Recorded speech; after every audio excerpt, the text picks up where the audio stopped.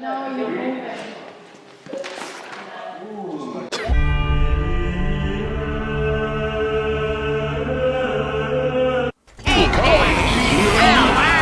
My name is Isaac White and I was the SFX editor on The Traveller. So originally I was an SFX editor, whatever that means, and I was going to handle like all the special effects.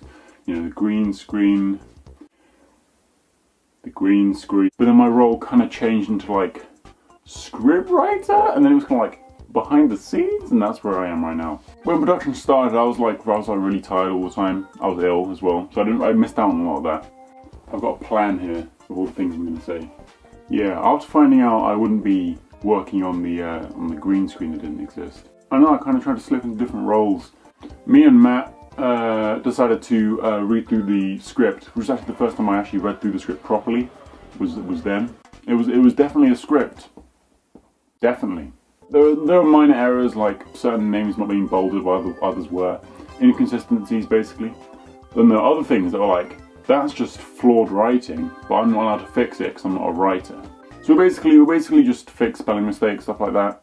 Pretty normal stuff. I think it worked out pretty well. It gave me something to do.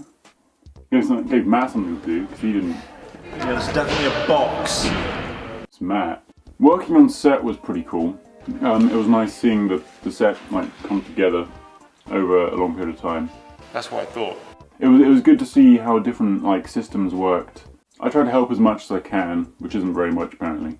With the projector, I found some royalty-free footage of like the outside of a train passing by. Oh, I'll put it here again. Here it is. I thought it looked pretty good. But yeah, it turned out a lot better than I thought it would. When people started thinking about the behind the scenes, I was like, yes. That's something I would be interested in doing. So I asked everyone, can I do the behind the scenes? And they were like, yes. So I was like, yes, I'll do that. So I did. I sifted through the mounds of behind the scenes footage that Dan had shot. Thank you, Dan. I decided to go through all of them. Not all of them, most of them. Pick out the ones I liked and put them in a special behind the scenes folder of my own creation. When planning the behind the scenes film, I decided to split it into multiple sections. I thought that'd be good to like get some good structure to it.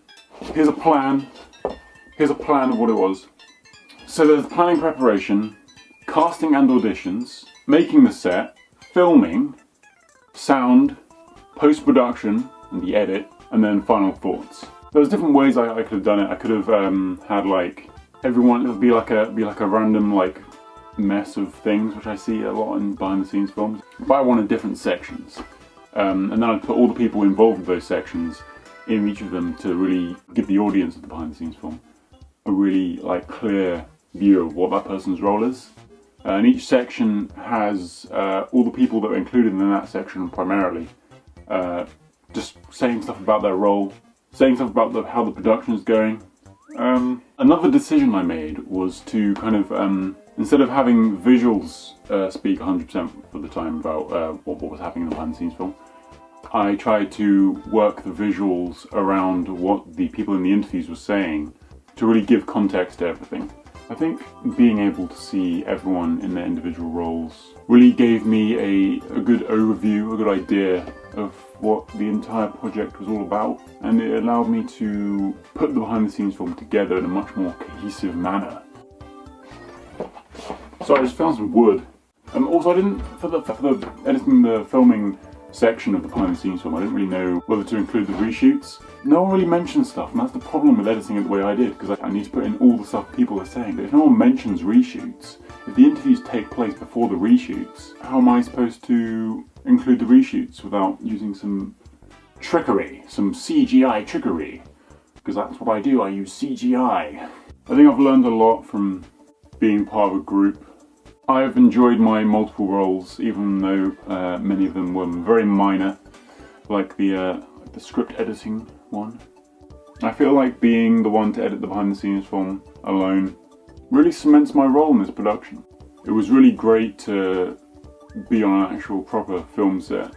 I think the project has been enjoyable, somewhat productive, and overall pretty epic.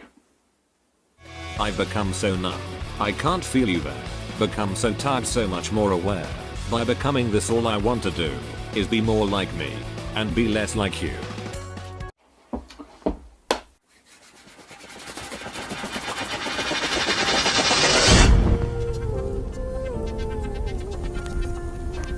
What have I done? I've made a star. This is too much power.